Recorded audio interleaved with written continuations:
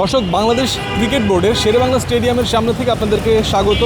কিছুক্ষণ পরে অর্থাৎ দুপুর 1টার সময় ম্যাচ শুরু হওয়ার কথা ছিল বিপিএলের ঢাকা পর্ব, চট্টগ্রাম এবং নোয়াখালীর ম্যাচ।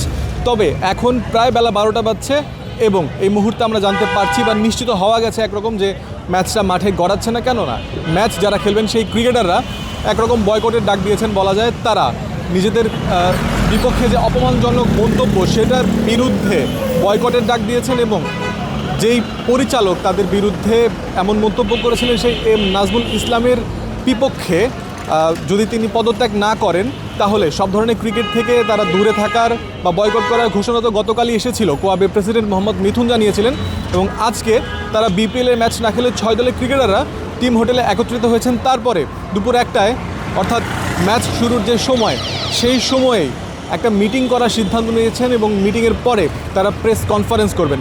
অর্থাৎ স্পষ্টভাবেই বলা যায় যে দুপুরের ম্যাচটা অর্থাৎ দিনের প্রথম ভাগের ঢাকা পর্বের যে প্রথম ম্যাচ সেটা হচ্ছে না।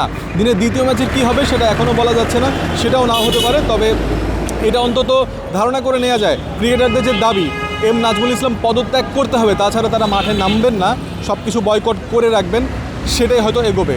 এম নাজমুল ইসলাম যদি আজকের দিনের কোনো ভাগে পদত্যাগ করেন তাহলে এই রাতের যে ম্যাচ সেটা হলেও হতে পারে অথবা অন্য কিছু হতে পারে, সেটা আসলে পরবর্তী সময়ের ব্যাপার। তবে কালকে থেকে আজকে পর্যন্ত যা হয়েছে ঘটনা প্রবাহ একটু শর্ট করে বলে শেষ করতে চাই। বিসিবির পরিচালক এম নাজমুল ইসলাম তিনি বলেছিলেন যে ক্রিকেটাররা যে বছরের পর বছর খারাপ পারফরমেন্স করে যাচ্ছেন, কোটি কোটি টাকা বিসিবি তাদের পেছনে খরচ করছে, সেটাকে তারা ফেরত চাচ্ছেন কিনা, এটা নিঃসন্দেহে ক্রিকেটারদের জন্য অপমানজনক ছিল। এই বক্তব্যের পরিপ্রেক্ষিতে ক্রিকেটাররা বয়কটের ডাক দিয়েছিলেন।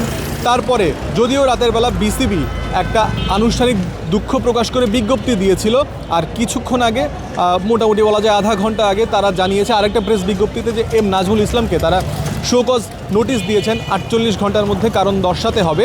এটা ম্যাচ শুরুর 2 ঘন্টা আগে বলা যায়। তবে ম্যাচ শুরুর ঘন্টাখানেক আগে ক্রিকেটাররা বলে দিয়েছেন তারা ম্যাচ খেলবেন না, তারা তাদের সিদ্ধান্তে অনড় থাকবেন যতক্ষণ না পর্যন্ত এম নাজমুল ইসলাম পদত্যাগ করছেন। সো পদত্যাগ তিনি না করা পর্যন্ত হয়তো এই ঘটনার বা এই সমস্যার উন্নতি হবে না ধারণা করা যাচ্ছে।